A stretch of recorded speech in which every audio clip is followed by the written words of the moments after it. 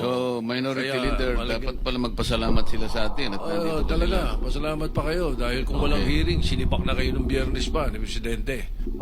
Excuse me, Chairman. Yung bang pick-up under sa DPWH?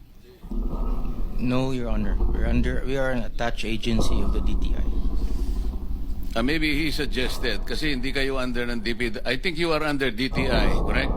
Yes, Your Honor. And particularly under CIAP, Construction Industry Authority of the Philippines. Yes, Your Honor. Alam mo, ang sense nung kanyang tanong ganito eh. I think the conflict of interest aspect must be reviewed. Without putting any blame to you, the 3D Board of Directors of PICAB, notwithstanding the fact na kunwari puro private projects lang ang ginagawa nyo. Pero may problema pa din doon eh. You're the ones regulating. Hindi kayo pwedeng sumali.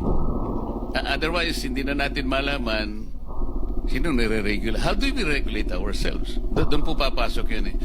I think for in the exigency of service, para makita natin talaga, there should be an honest self-examination talaga dito eh. For example, yung isa sa 15, EGB Construction, can you imagine? He's now involved with flood control project subject of this investigation. He's not only a board member of PICAP, he's also a general manager of a electric cooperative in Isabela. He's also the president of general managers of electric cooperatives in Isabela. So ang dami pong ano nito eh. This is something that we should all look into. Ngayon, ang DPWH naman.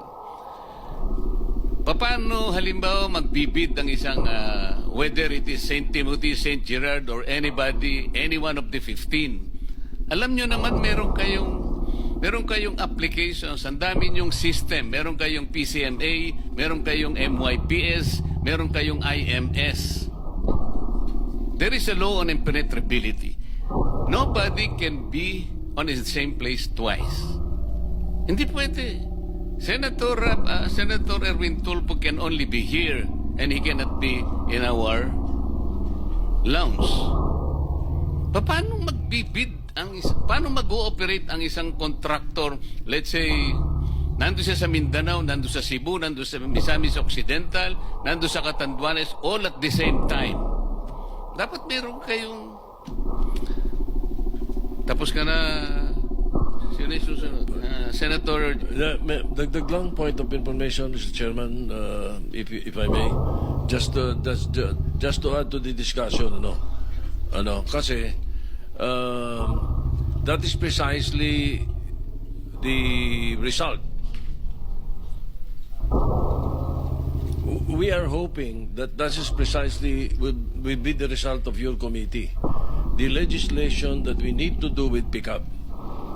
We need to overhaul PICAB, perhaps look into the CIAP, and see if it is really should be under the DTI.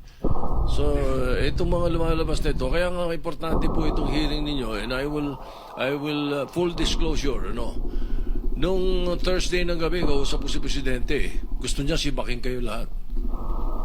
That night, he told me, I'll sweep them out tomorrow, sabi niya.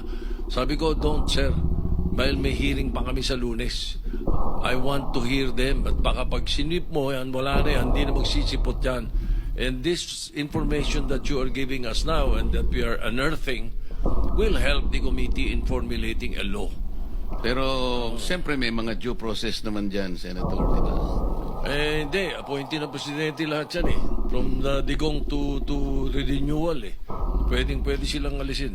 Okay. Senator.